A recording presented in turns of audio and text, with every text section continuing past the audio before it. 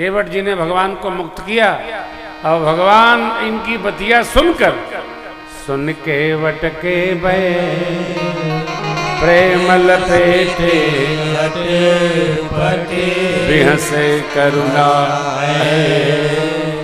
चितई ज्ञान की लखन बिहसे करुणा के घर भगवान हंसे हंसे हंस कर क्या बोले,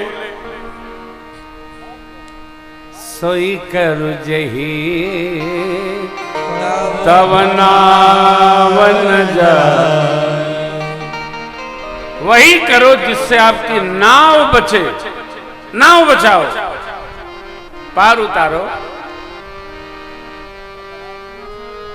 बेगियान जल पाय पखारो होत विलंब उतारहि पार। भगवान का भी कुछ समझ में आता वाता नहीं। कब का केकरे संग कई दी है भगवान जी, इसको समझ में किसी के आता। प्रभु ने कहा बेज्ञान जल पाय पखारो हो तब विलंब उतारहि।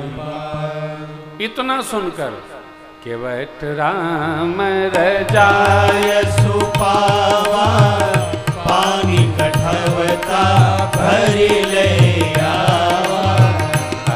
आनंद उमगे अनुरागा चरण सरोज पखारन लागा। बरसि सुमन सुर सकल सिहाई हे सम पुण्य पुंज को नागा। बरसि सुमन सुर सकल सिहाई हे सम पुण्य पुंज को नागा। पद पखारी जलपान करे आप सहित परिवार, पितरु पार करि प्रभु मुदित गय। भगवान का कार्य, भगवान की सेवा, परमार्थ कार्य, पुण्य सेवा, साधु सेवा, गौ सेवा, मंदिर सेवा,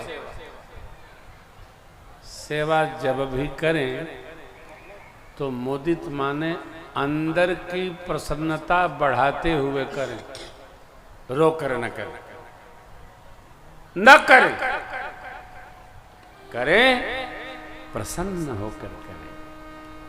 मुदित गय बोले, पितरों को तिलांजलि दिया, अपने लिया, परिवारीजनों को दिया। परिवार के लोग कहाँ आ गए, यही तो बात है। सदकर्म अकेले करना ही नहीं चाहिए, गांव बिटोर के करना चाहिए, मोहल्ला बिटोर के करना चाहिए, घर वालों को बिटोर के करना चाहिए, सबको ललकार के जुटा के करना चाहिए। केवट जी प्रभु रूख पाई के बोलाई बालक घरनी हूँ, बंद के चरण चहु दिशि बैठे, घेर घेर छोटो सो कठौता भरी आनी पानी गंगा जी को ढोई पाए पियत पुनीत बारी फेर फेर फेर।